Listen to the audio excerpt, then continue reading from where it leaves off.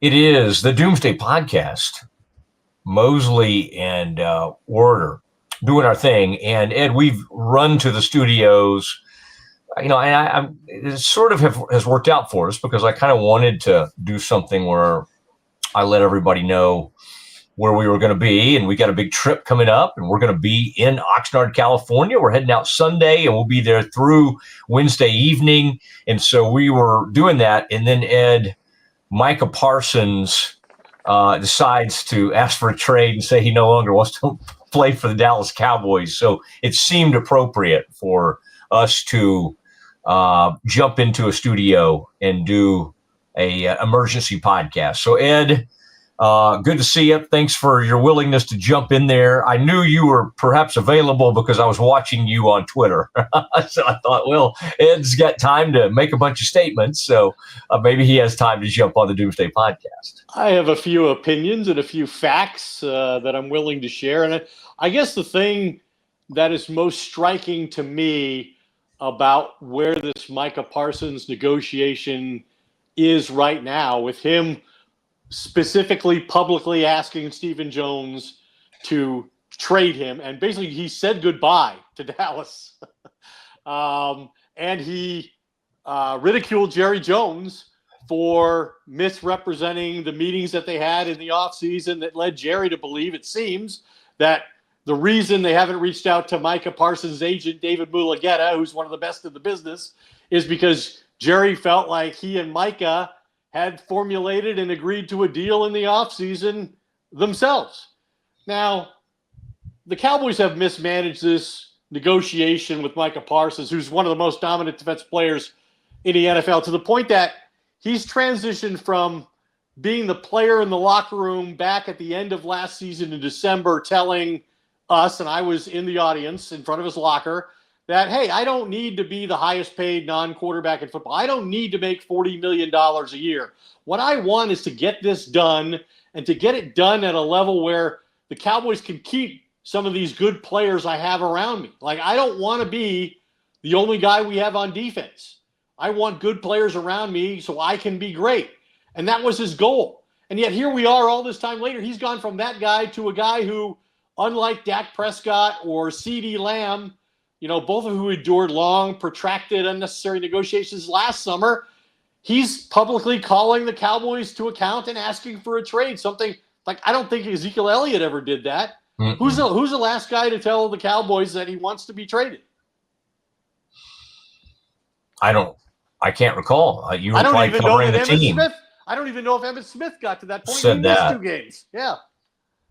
There was a dust up with Greg Ellis over a contract thing, and Jerry settled that one down, and they got it figured out. And I think they had to send a limo over for Greg or something weird, as I recall. All right, Ed, we've got a lot to say on this, and we'll be efficient because we got tons of shows coming up as we get ready to go to Oxnard, California. And Ed and I have a way of Ed, the timing's interesting because the one little barb that CD did throw, and he's throwing some today, happened when we were interviewing Steven.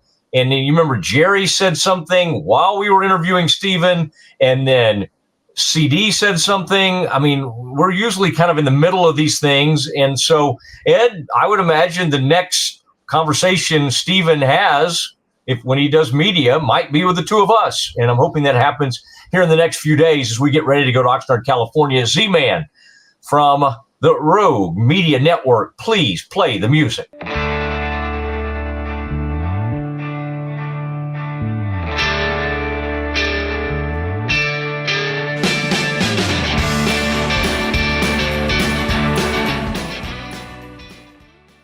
All right, Ed, so there was a report today from The Athletic, Diana Rossini, and I believe John Machota was on that report as well. And they had indicated that, the relationship was deteriorating, and that led to some reports of people saying, no, everything's, he has not asked for a trade or anything. And the Cowboys, sources have said he's not asked for a trade or anything. And then boom, he just puts it out. Back in the day, Ed, of course, it's like sources.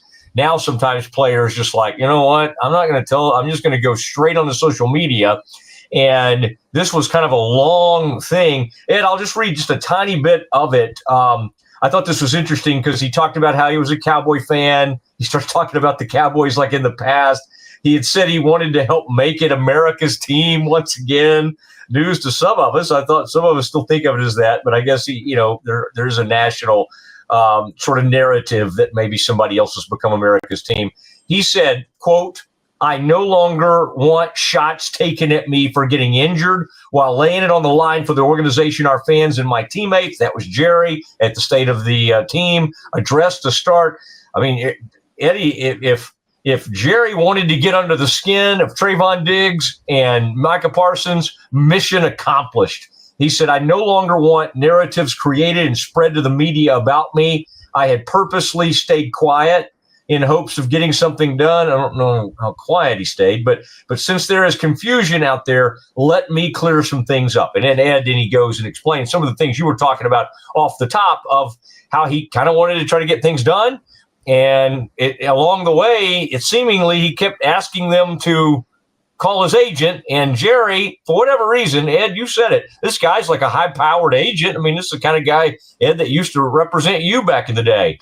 And yet Jerry has dealt with him and talked about him with with disrespect, and said he didn't know his name at one point, didn't even know the agent's name. Jerry did an end around here and tried to get this thing done with the player, and the player probably talked too much, okay?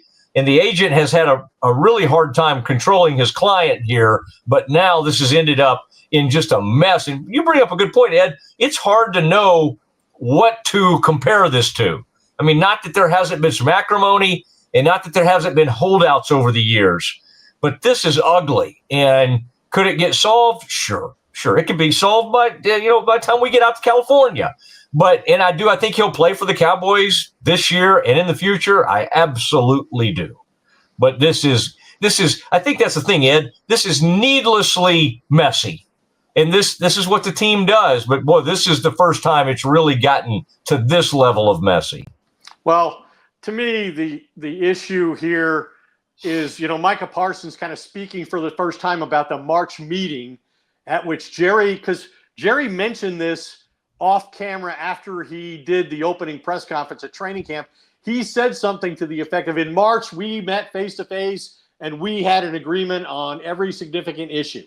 So that was the first time that, to me, it made it sound like Jerry believed he had a deal with Micah directly. Now, it's naive of Jerry to think anybody's going to believe that after 35 years of owning an NFL franchise, as Jerry has, and after being the general manager for as long as he's been the general manager and having the final say, as he always emphasizes to us, that Jerry really thought he could work out a deal with somebody the level of Micah Parsons without involving their agent and the union. That's preposterous that he would think that could really happen in this day and age. And the problem for Micah is the Cowboys have all the leverage. I agree with you. I think Micah's going to play in Dallas. He might spend all of his most productive years in Dallas. They'll get a long-term deal done, and it'll be before week 1, in my opinion. The only guy that Jerry has gone that far with is Emmitt Smith. And I think he'll remember that was a terrible failure, even though he missed 2 games. Jerry caved. Made him the highest paid running back in football. The Cowboys went on to win the Super Bowl that year. So Jerry has argued with me at times that he was right, that he did it the right way, cost the team nothing because they still won the Super Bowl. I don't think that's a risk he's willing to take here. Like, he has invested a lot. He said he made a big gamble in making Brian Schottenheimer a first-time NFL head coach. He's invested in having this team, succeed in Schottenheimer's first year. He's listened to Schottenheimer talk about creating the right kind of culture and winning environment. This is detrimental to all of that. But Jerry does have all the leverage because Micah's under contract for $24 million this year on the final year of his rookie contract. And the Cowboys conceivably could franchise tag him the next 2 years. So they really have 3 years of control. And Micah can't even walk, as much as Micah said today, and given the stance he took, strong stance that he took, you think he might follow that up with some kind of action, but he can't. because the NFL, he's not going to walk out of camp. I confirm this with a source. He's not going to walk out of camp because then he'd be subject to $50,000 daily fines. And even players like Trey Hendrickson, who have performed at a high level and made more money than he has as a pass rusher, he eventually had to cave and go report to Cincinnati just yesterday. So that's not a reasonable course for Micah. So all Micah can really do is continue this hold-in.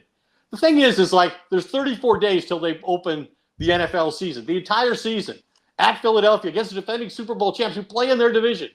And the Eagles are the epitome of what the Cowboys should want to be, and they do business the opposite way.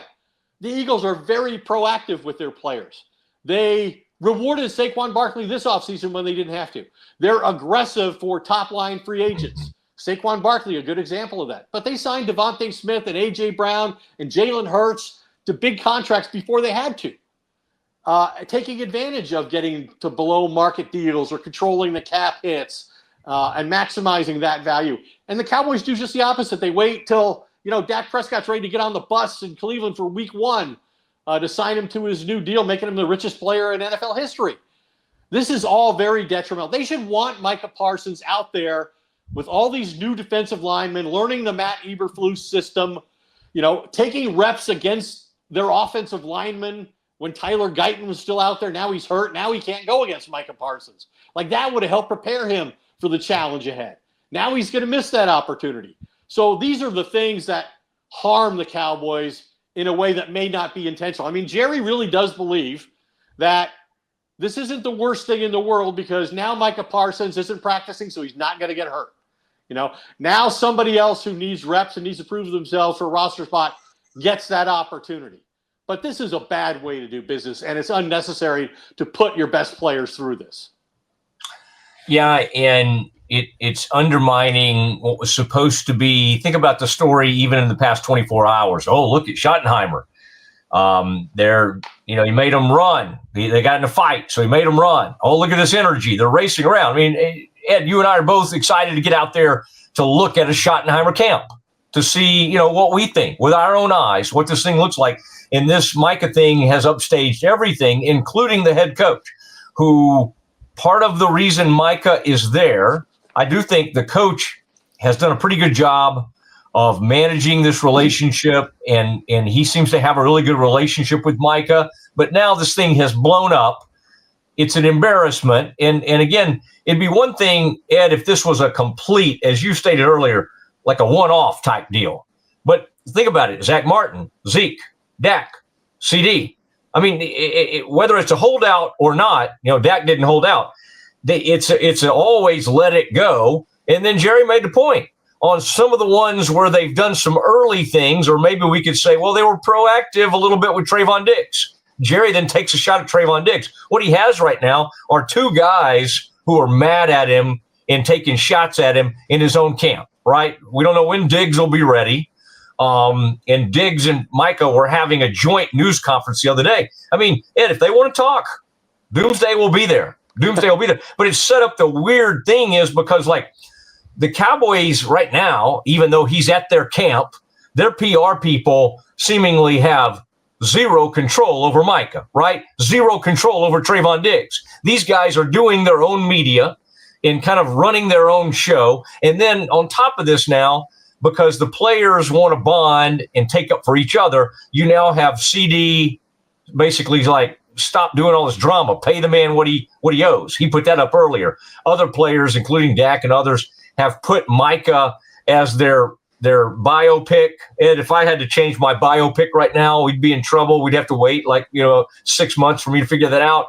But so I guess in some twisted, weird sort of way, maybe Brian Schottenheimer can be looking at this as, look at these players. They're bonding together over their dismay with the owner. But it's weird because over the years, players have actually loved Jerry. A lot of times he loves players, and he likes to almost be this grandfatherly or father-like figure, like he was to Michael Irvin, like he's been to Dion in some ways. And yet, boy, this thing is getting away from him. And so, you and I are in agreement that he's going to show up and play at some point. But there may be more of this along the way, and this just becomes a distraction. And the Eagles of the world, the Ravens, the Chiefs. I mean, they're just laughing. They're just like, golly, man, that's embarrassing. I can't really say the Commanders because their star wide receiver, and that's getting overshadowed because of Micah, and we do a Cowboys podcast, but Terry McLaurin has asked for a trade. So, the Commanders are dealing with something like this too. And he is I don't know if he's as valuable to his team as Micah is to his, but he's pretty dang valuable. He's their star wide receiver. Well, I think it was wrong of Jerry to impugn Micah Parsons in the way that he did in that opening training camp press conference when he said, well, even when you sign these guys, it's no guarantee you're going to have them. I mean, Micah missed 6 games. First of all, Micah missed 4 games. And the season was over by the time Micah Parsons was healthy, right? It was essentially over. And yet he came back and he made a huge difference on that defense and their ability to win games at the end of the year. And he showed the kind of leadership Jerry said he wanted to see out of the guy. And I mean, I get it with Jerry and the whole, hey, I don't want to commit this amount of financial resources to a player unless I'm getting more than just his performance on the field. Like, he's got to have a positive effect on other players through his leadership. And that's fair. A fair question about Diggs. It was a fair question about Micah. There are people in the organization who think Micah's selfish and is never going to be a team player. He's never going to put the team first. But I would argue I'm not sure Jerry's putting the team first right now. That Micah has tried to put the team first. He did play off that injury. He played at a high level. He was ready to go when he could have shut it down. I mean, they had different injuries, but DeMarcus Lawrence got hurt the same week and never came back. And I think a lot of it was because the season was essentially over, that he never played again. And he winds up, going to Seattle. So I think Micah deserves credit, not disrespect, for the 4 games that he missed. And it's a violent sport. Every player misses games. Even kickers get hurt and miss games. Of course, a pass rusher is going to get hurt at some point and miss games. And so throwing that in his face was totally unnecessary. And then to be factually inaccurate on top of that just made it worse. And Micah alluded to that today. So, it hurt him. It hurt his feelings that he felt that was, disrespectful and wrongly placed. But you should want your guys, like if you're opening against the Eagles, you need to have your top players playing at their highest possible level right from the beginning of the year. And the chances of that happening with Micah Parsons are diminishing by the day. I think that's right. And I mean, he's out there and, they've talked to him about leadership. And I wanted to read this one passage from, Ed, will you teach me someday how to do what Micah did? Take that picture, put all those words on that, however he does that. I like that. I would like to learn how to do that. How to post an unlimited number of words? Yeah, now some of that you can do if you pay extra through X, but this is a different kind of thing. This is a deal where you put all your words down and he said, in March, I met with Mr. Jones to talk about leadership. Somehow the conversation turned into him talking contract with me. Yes, I engaged in a back and forth in regards to what I wanted from my contract, but at no point did I believe this was supposed to be a formal negotiation. And I informed Mr. Jones afterward my agent would reach out thinking that things would get done. But when my agent reached out and spoke to Adam is the long time, he handles a lot of the salary cap stuff for the Cowboys and contracts.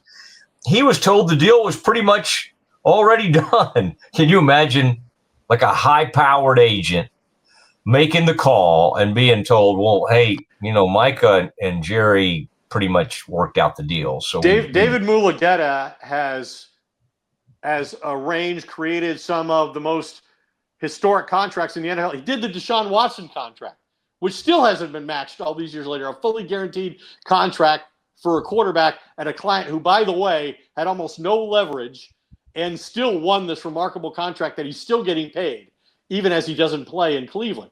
He did the same thing for Jalen Ramsey. In fact, I think he's the first agent in NFL history to negotiate over $1 billion worth of contracts. And then Jerry disrespects him by saying he doesn't even know who he is and tries to work around him at the same time. And let me just tell you, this strategy, this is something Jerry's done frequently with his best players. He goes to them directly, doesn't see the need for a middleman. I'm the general manager, you're the player. Let's just work this out between us. Agents despise that. They loathe that approach of an executive like Jerry Jones, a team owner, trying to cut them out of the process. Yeah, and I understand it, and it's unbelievable that a player that has expressed, and Ed, we've had this discussion before of like, sometimes he'll think he's showing leadership after a game. He is accountable, and he does speak after every game. And like some players who slink out of there after a loss and don't want to talk, you just really never see that from Micah. Now, some would argue that at times he's thrown some teammates under the bus, or maybe even threw his head coach under the bus last season, and Mike McCarthy, as I remember that happening after one game. And he later came back and said he didn't really mean to do that. So he's learned, and he's kind of learning along the way. And I think that was important to him to show up at not only recent, like the mandatory mini camp, to be there. And again, I always said, I kind of half joking, I'm like, this is going to be the worst holdout ever, because he can't stay away. He wants to be there. He's not, he would have been better off doing because this is all just making everything awkward and crazy. And maybe it's good for us, Ed, because we're about to land in Oxnard and we'll be able to kind of watch all this play out. But it's seemingly the true holdouts, Zach Martin, Zeke, CD, just not showing up and not having your presence there. I think as long as you're hanging out, it sort of sends a message, whether you mean to or not, to the team and to the owner. Well, he's going to be here. Really, no matter what we do or how we treat him, he's going to be here. What recourse does he really have? You're going to pay $50,000 a day in fines? And it's not the kind of thing where it's like mandated by the NFL. These fines are collected. And so... But they can give them back. If they get the deal done. No, they can't give them back unless the Cowboys make it up in the salary. But that money has to be collected. There's no more wink, wink. We're fining him $50,000 a day, and then we'll forgive it when we do the deal. That's not the way it works anymore. These are NFL mandated fines. The players must pay $50,000 a day. It's withheld from their contracts. Yeah, again, I still think a lot of wink, wink stuff happens, but I hear what you're saying. That part of it's mandatory. Could they make it up to him on the back end somehow in the contract? Certainly. And then the Cowboy, then you're telling Jerry, hey, Jerry, you got to pay me not only to come in, now you got to pay me for not being here. He's not going to do that. Yeah. Well, it's not getting any better, and it got way worse today. And I think he's too affable, and it's like, some of this feels like pro wrestling a little bit to me. Sure. Like he's going to come out, he's going to say goodbye, and sorry, Cowboys fans. And it feels very, and I think he's very likable, and I like Micah. But to me, in reading this was a very much trying to make Jerry look bad. And again, Jerry can do that on his own. He doesn't need a lot of help with that. But in the way this was written and in the way it was even started was like, I always dreamed of being a Cowboy. My dad and I were Cowboys fans, and I'm so sorry this has happened, but I got to go now. I got to leave now. So this is as if fans needed more of a reason to hate Jerry Jones. He's trying to ramp that up. And so this is all posturing. Yeah, I agree. I mean, it's posturing, but that's the only reasonable recourse, Micah Parsons really has, considering the alternative is to walk out of camp and incur a $50,000 a day fine, as we've already discussed. That's just not feasible. But I think what he has accomplished here is he has sent the message to Jerry and Steven that he's not going to be quiet. He's not going to sit there like Dak Prescott and wait till week one. He's not going to sit there silently like CeeDee Lamb until camp's over with. That anytime he feels he's being wronged or he's been disparaged or treated unfairly, it's possible he'll take his grievance public.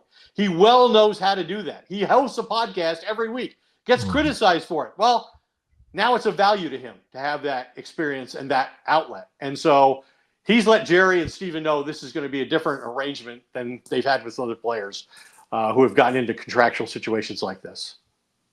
And I think they've got to decide, how they want this to play out. They could let him play into the season. He's still under contract, and I mean, you said there's no recourse, Ed. He could do what Emmett did. I mean, he literally could just not show up to play, and then that would create a huge impasse, and we would see what the Cowboys would do. And if they did decide to take a call or something, and the thought is out there that Khalil Mack seems to be the best comp because Khalil Mack was 27 years old.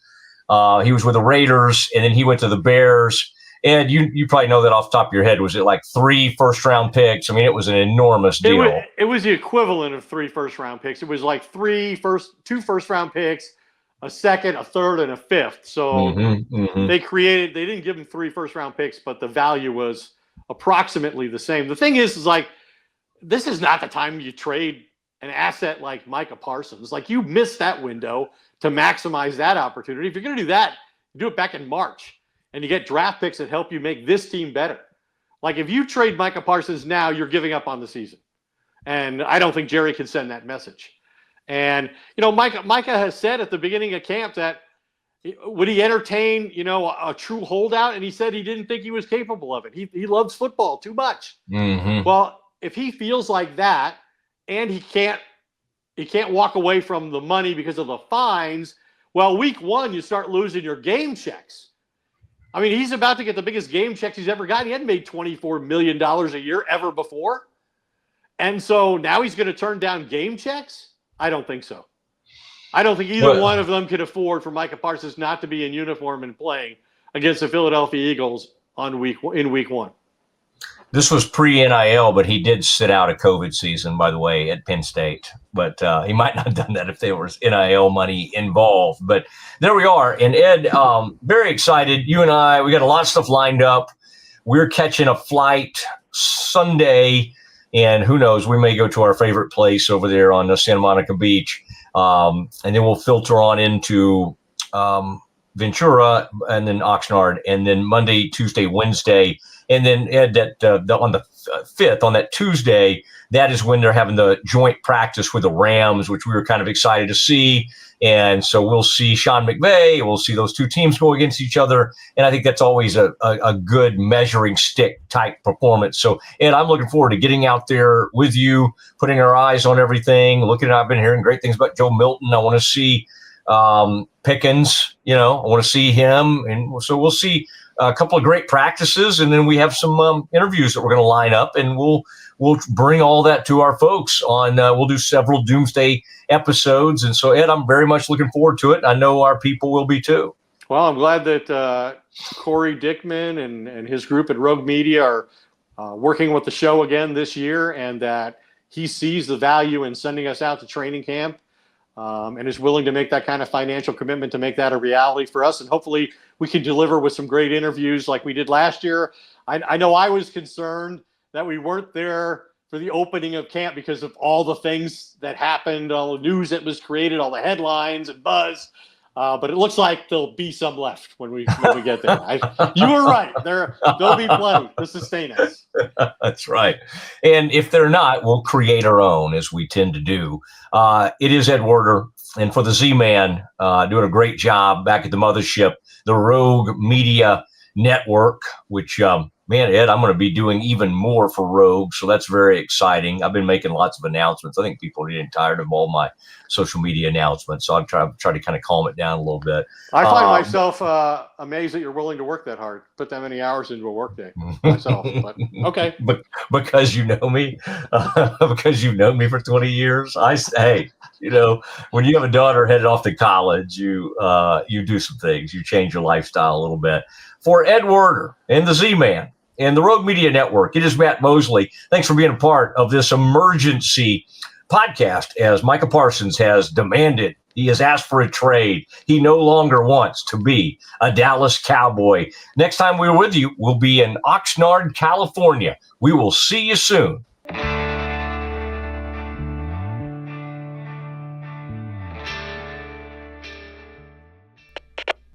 We are Rogue Media Sports.